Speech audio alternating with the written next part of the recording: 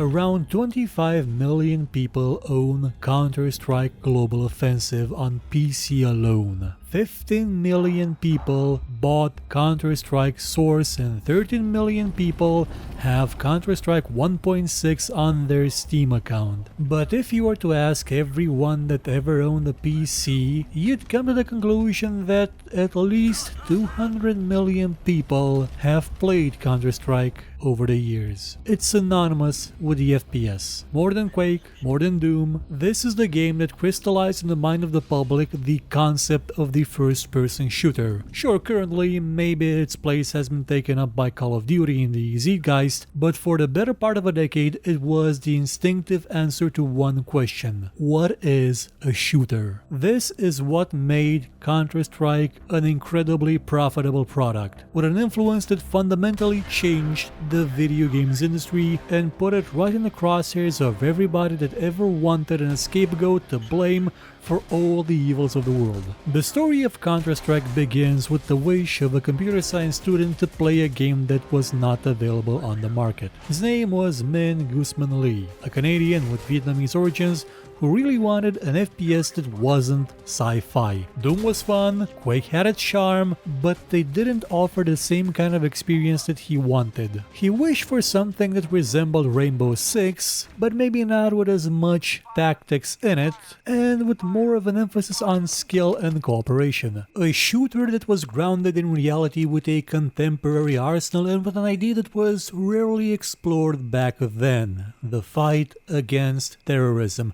Maybe that seems a bit weird now, but there was time when this phenomenon was rare enough at a global scale that it wasn't the first thing to come in the minds of a FPS developer when it came to picking a new theme. Guzman came to the conclusion that the only way this kind of game could ever be made was if he built it with his own two hands. And from 1996 he had the perfect infrastructure to experiment with his ideas. id Software had just launched Quake, the FPS that would drive the entire genre out of the pseudo 3D and into actual 3D, where players could move in every direction. Quake absolutely blossomed because its creators had the bright idea of letting other people modify it. They encouraged them to do it. And among the many modification, improvements and total conversions, there was one that was called the Navy SEALs, Guzman's first project. And over the course of a year, he learned how to use the engine and developed the necessary skills to create something that would one day be called Counter-Strike.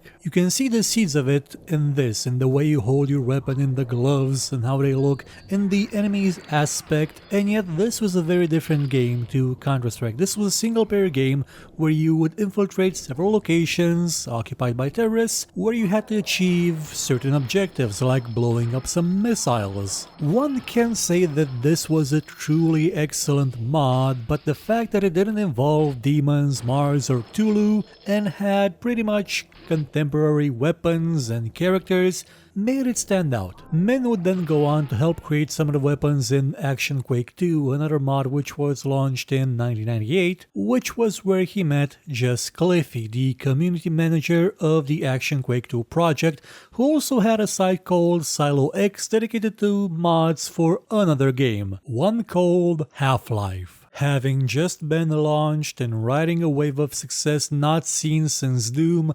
Half-Life was the final ingredient. A game that didn't make you work so hard at implementing the realism, because although Valve created a sci-fi story, the basic concept was that the strange, the bizarre, the otherworldly was infiltrating a very mundane and regular world. The game's graphics and physics reflected that, and it sure did not hurt that the Half-Life engine was built upon the technology of the Quake engine, with which Min was already very familiar. Min and Jess put together the basic concept of Counter-Strike while they were still working on Action Quake 2. It was to be a multiplayer first-person shooter with contemporary weapons where teamwork and your ability to aim would decide the winner. A game where you would visit many locations inspired by real life. whose main theme would be the endless fight between terrorists and counterterrorism forces. Sure, by that time Delta Force was already on the market, but their plans were just too grand to settle for what Novalogic managed to do. Counter-Strike was coming. Its development was a work of pure passion. Mentally worked 30 to 40 hours a week, giving it more importance than those actual studies, even though he was in the final year at a very prestigious Vancouver University. And all that effort paid off big time. News about its inception spread like wildfire even from the first images. The pages dedicated to this mod on the various Half-Life sites generated a lot of traffic in an age where not everybody had internet and dial-up was the main way you would use it. To capitalize on this, Just Cliffy created a portal to which everybody that was ever interested in this project could gravitate towards, and thus was born Counter-Strike.net. The first beta version of this mod was released on the 19th of June 1999, just a little under 18 years ago to the day. It had 4 maps, 8 weapons, 2 character skins, and 1 single game mode, Hostage Rescue. Most of those weapons were part of just about every iteration of Counter-Strike, yet the maps have for the most part been forsaken completely. But this didn't actually mean that the developers lost time by building maps that no one uses now, because those maps were made by members of the community at an alarming rate. Hundreds of maps were being submitted every week. People saw Counter-Strike as being a new kind of game, one that they enjoyed and wanted to contribute to its development. And those who couldn't do it through maps, through models or textures, could do it through feedback. That's where the portal really became an invaluable tool. All the feedback from the beta versions were gathered here and helped turn this into a much better, much more polished experience. This was something you could not do in previous years because there was no internet to this scale. Development continued at an astonishing pace and the name Counter-Strike would spread throughout the internet and throughout the industry. Not even 5 months after the first beta was released, Valve became involved in the project by assisting in creating maps such as Nuke and Prodigy for a new mode that would be called Demolition, the foundation of the competitive Counter-Strike scene. Beta version 5 was also made with the help of Barking Dog Studio, a company from Vancouver who is best known for creating the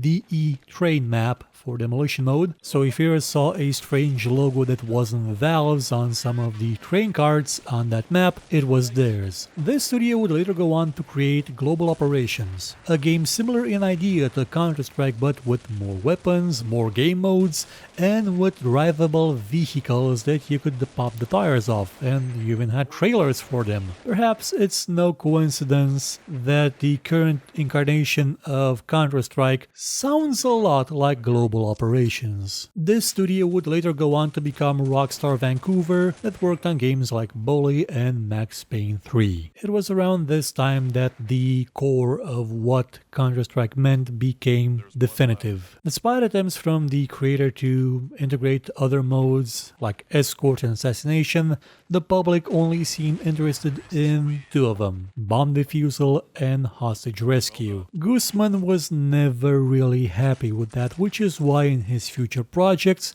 he did his best to extend the variety and number of game modes. Tactical Intervention was born out of a desire to create an FPS that would not have this problem. It would have game modes that were as different as possible from the standard simple bomb defusal. It didn't have that much success, not compared to Counter-Strike, and he never expected it to. Right after the release of beta version 6.0, Valve made the next logical step. The company had before it a product that succeeded in becoming the most popular shooter on the internet even before it was done. It did it without any commercials, without a marketing budget, without even one ad. It extended Half-Life's presence on the market market beyond anything they could have expected, and it left an entire world wondering when is the final version going to be ready and when can they buy it. In April of 2000, Valve bought the rights to the name, to the mod,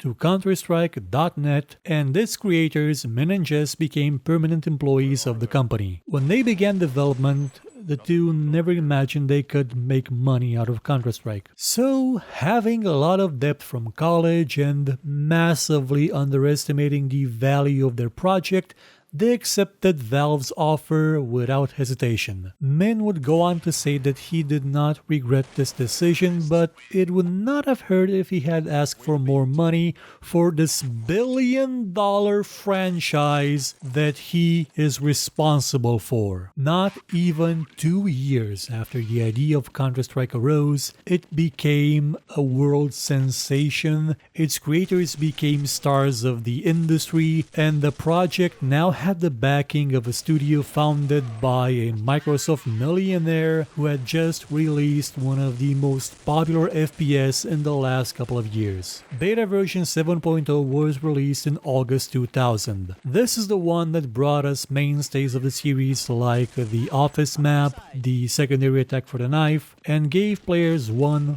final chance to experience Counter-Strike through Half-Life. On November 8, 2000, if you wanted to continue the adventure with the most recent and finished version of the game, you would have to buy it. And people did. Over the course of the coming months, sales of the physical version of Counter-Strike surpassed 4 million units. But somehow, the number of computers, especially in internet cafes, that had it installed seemed to be 10 times larger. The next versions of the game would continue to add more maps, more weapons, and things that people kind of forgot, like the tactical shield. The final version of the game was Counter-Strike 1.6, one that was to signal a radical change, one meant to address the small problem of piracy: Steam. The main reason that Steam was absolutely hated upon release was not that it was required to authenticate Half-Life 2 through the internet to play it, though that didn't help. Version 1.6 of Counter-Strike and Steam were released simultaneously. Valve encouraged players to use this infrastructure for the multiplayer. This encouragement went even further when in 2004 Valve bought World Opponent Network, the infrastructure that was used for the management of Counter-Strike's multiplayer servers, and closed it. Whoever wished to play Counter-Strike now needed Steam. All those arcades, all those internet cafes, all those competitions, everyone that ever wanted to try it had to go through Steam, through Valve. With time, the world accepted. With time, the world forgot and didn't pay much mind to this detail. But a new problem arose. Being the most popular FPS on the market, Counter-Strike became the main target of the media and interest groups who wished to demonize games. It was blamed for tragedies, it was blamed for terrorism, it received the title Murder Simulator or Killing Game, and along with GTA, it became everybody's favorite scapegoat. Not just back then, but even last year. The story of Counter-Strike does not end here. It received sequels and new versions and clones, too many to count. It shaped the industry by driving an interest into modern military shooters. It defined eSports. It defined multiplayer FPS. It became the de facto game that many people played for hundreds and thousands of hours in multiplayer for many years. And again, some would say that in the minds of people, its place has been taken by Call of Duty with the rise of shooters on consoles, but it can't be denied that Counter-Strike is still one of the reigning champions of gaming. It has endured for 18 years. 18 years in which it went through only 4 iterations. 18 years through which its core gameplay has not changed. Its maps have barely sorely changed, and yet it still manages to attract more and more people. And one day we may go into detail about what happened after this. What happened to Guzman, what happened to Jess, what happened to Valve after acquiring one of the most successful games ever created. But that's a story for another time. Goodbye.